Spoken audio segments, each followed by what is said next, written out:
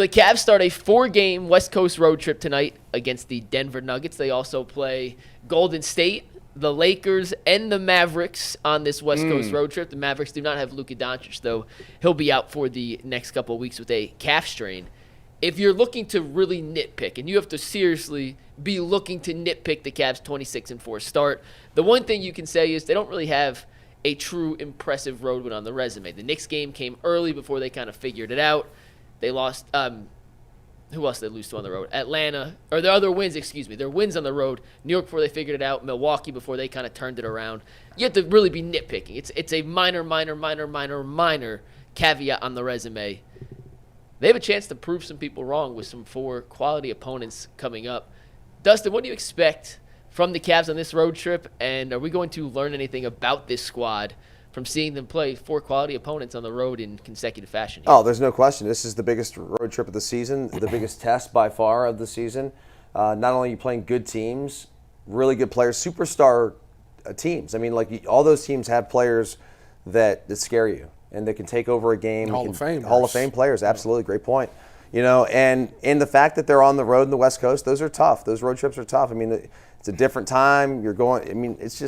It's way more difficult to be on the West Coast as opposed to being home, especially when you're here in the East Coast time zone. So I'm really looking forward to it. I think if we win those games, there was how many games? 4 or 5, Mikey? 4. It's 4. So, like, honestly, man, if we split those games, I'd be thrilled.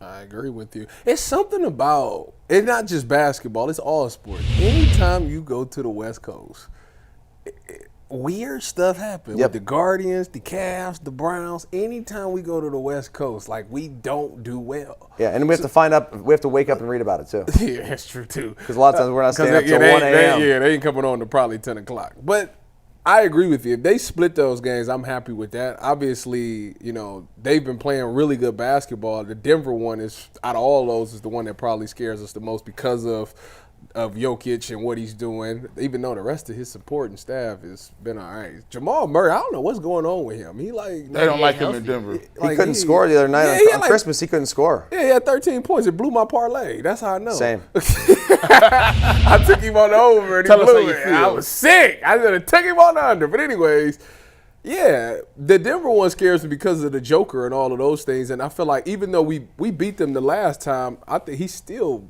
was really good in that game. So obviously he could take over, and him being at the center position just makes it just all difficult. When you talk about Golden State, I'm not really worried about the Golden State unless Steph just shoot lights out like he did on Christmas where he dang near won them that game. Did y'all see that? When he tied it up with the 35-footer? Yeah.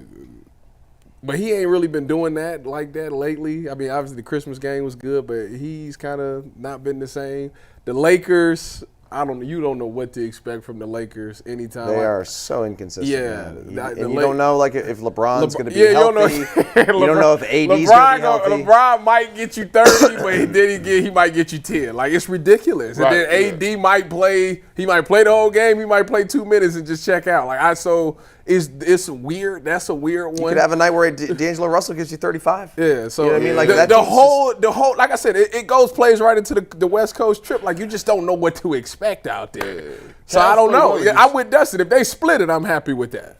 The only thing I'm worried about a little bit is the back-to-back. I think the back-to-back with the Warriors and the Lakers, I believe it's the 30th and the 31st. It's the 30th and then New Year's Eve. Okay, so Monday, Tuesday, back-to-back. So you got a Monday, Tuesday back-to-back. To me, I'm most interested in the Denver game because for me, I don't know why, it seems like Denver is like the blueprint kind of for what the Cavs are. Denver has a Joker, and I know he's like an MVP candidate. He's won multiple MVPs, Hall of Famer. So he's even a little bit better than what Donovan Mitchell is. But the other ancillary parts of when Denver was really rolling, they had guys coming off the bench. They had dudes. Murray, was a second fiddle type dude. I kind of compared him to Darius Garland in terms of like how many points he can give you and kind of the wild card. But for me, if they could come out of this thing, I'm a little greedy. If they come out 3-1, I'm ready to start calling them better than the Celtics. So if they lose to Denver but they win the other 3, you good with that? I don't care who they lose with. Like if they give me 3 of these. 3-1 on the West Coast, I'm ready to start saying they right in the mix with Denver. In the mix with the Celtics. And the Celtics lost the other night. How many games ahead is the Cavs in the Eastern Conference? They lost with the to Celtics? Philly, didn't Lost they? to Philly. Lost to Philly. They are 4 games up on the Celtics in the Eastern Conference now. Man, I listen. won Hey, my parlay on that game. I need them to keep All the underdogs won. I need saw them to that. keep their pedal, the pedal to the metal. I want that first seed in the worst way. I need that. Like, I need that in my back pocket. So, because I just keep imagining the Cavs, going to Boston, losing game 1, and then stealing home court in game 2 and getting them out of here. You like that 4-1, huh? Yeah, getting them out of here. Like, we stole one. The Cavs beat the Celtics 4-1 in the playoffs. It ain't no stopping. And that's another way I'll be feeling good about it. Can you imagine a scenario where the Cavs beat the Celtics in the Eastern Conference Finals and then lose in the finals? Sure. No. I don't feel that. I don't see it. I don't see it. Like, I don't see it. I'm trying to. OKC's legit. But I OKC don't is see legit. it. If feel- it's an OKC, If it's OKC, I'm gonna be hot. Cavs better I'm win. gonna be hot if they lose to OKC. Like, I get it, they're a good. Cavs better win. I don't care what nobody but don't say. you think? Let's compare. They should beat OKC, or they could. Let me say that they Right. could. No, they but should. OKC's good. I just don't want. I don't think it's fair to say. Would you be disappointed? Hell, if you reach the finals and lose to anybody, I'm gonna be disappointed. But I would. So if they went to the finals, and lost, Your phrasing of the question was why. You said, would I be surprised? Was it surprised or shocked or something along those lines? yeah. And I would not be surprised if the Cavs lost in the finals. I mean, it's the finals, and there's no great teams. The Cavs are a really good team. I know. That's why I feel like the best team in the league is the Celtics. And if you beat the Celtics, you setting yourself up, be like, man, we just beat the best team in the league. So let me ask you this: That better not be the mindset. what if because it- you'll lose in the finals. What if it's not? What if that it's out. not the OKC? What if they matched up with Denver in the finals? See, Denver be favored. No, I'm asking think- G. Would No, you I'm be? sorry, I'm sorry. Would you be mad if they lost to Denver? no, because Denver got Joker. Like the reason I would be mad is because I know that Joker is a Hall of Famer. Like, I think he could push for Mount Rushmore. SGA? SGA is a beast, but somehow I got SGA and Donovan Mitchell on the same playing field. That's fair. You see what I'm saying? And then I go to Williams, and then I go to Darius Garland, and I'm like, well, listen, Williams. Would you take Williams over Garland? Chet is out for the year, right? I was going to ask Chet- about Chet- No, Chet's coming back in a couple weeks. So, okay, would you take Williams over Garland?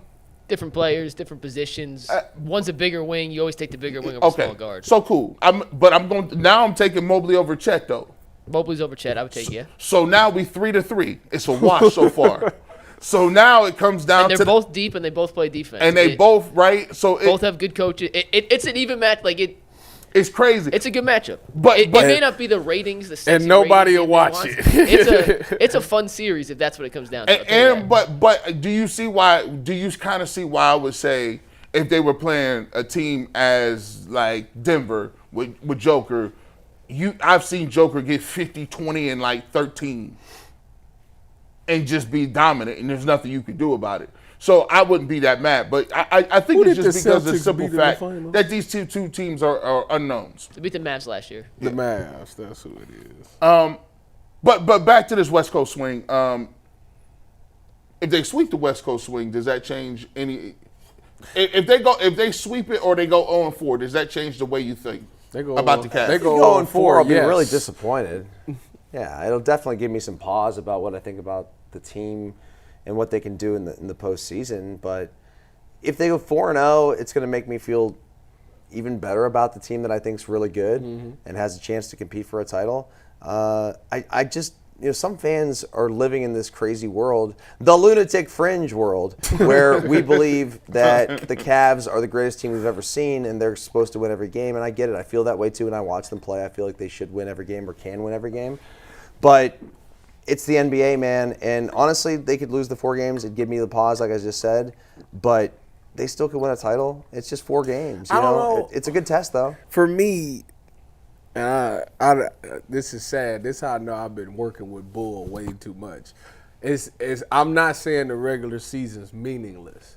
I will say that to me, this portion of the regular season, I feel like after All-Star break, that's when teams really start locking down and stuff like that. So I'm really paused. Like, it's great to cheer for them and see them do all these great things, but after All-Star break, that's when I really lock in and see what's going on. Funny you say that because I feel like it's after Christmas is when I watch and when I because feel All-Star like the players, break, that's when everybody turn, because them seeds that's 11, 10, 9, 8, like everybody like, yeah, we trying to get to the playoffs, not the play in. So like people rev it up a little bit more. I hear you. I just think you've got this period of time now where like the NBA really picked up steam right around Christmas, and then the season should start on Christmas. It pushes through January and obviously through the All-Star break, which is in middle of February, excuse me. So yeah, I mean, I think this is a big stretch for the Cavaliers and what we think about them going forward. You know, and this West Coast trip, just because of who they're playing and the stars that are going to be on the court, because they're going to face these stars in the postseason, and especially like Jokic. I mean, that's the one that scares me the most. I think he's the best player in the league. Yeah. Whoa, easy.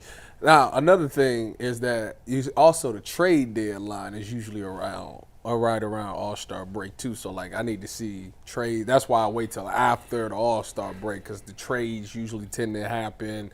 Guys are starting to gel with their new teams and things like that, and then I can judge what's going to be. I think one of the things, and you give them credit, McNuggets, is one of the things that the Cavs did was they were able to keep most of their team together. They do have a new coach, but they're not adding new pieces and getting acclimated like New York and some other teams that may make moves at the deadline. So I think that's a added bonus to them as well. What do you got? If they go 0-4, you have to just do a little pause, like, damn, what's up? That sucks. If they go 4-0, I already think they're a legit contender. Right. I don't know what the tier above is, like a super legit contender. Like they're already in that elite tier. We talked about it yesterday, G. I don't think it could change my opinion on how good this team could be, because I already think they're as good as any team in basketball. If they go 0-4, I'll be a little disappointed, but it certainly wouldn't be the end of the world. But you do have the Celtics as the favorite still. Yeah, I think you have to beat the Celtics in the playoffs before you can. So nothing they can do during the regular season is not going to change that for you. I wouldn't say nothing, but I mean, if you watched the game against Philly yesterday, they just played with their food. Like they could have beat Boston if they played that same game 10 times. I think they win 9 out of 10. And last night they played with their food a little too long, and it was a little too little. It was too little, too late to make the comeback. But they're right in the same tier: Boston, Cleveland, Oklahoma City. In my opinion, it's those three teams and everyone else. So I don't know how you can get higher than being in the top tier right now. To me, it only they can only open our eyes to some flaws in the team. I just don't know how much better I think they can personally be. But we'll find out. It should be fun. They got the Nuggets tonight. 9 p.m. is tip-off.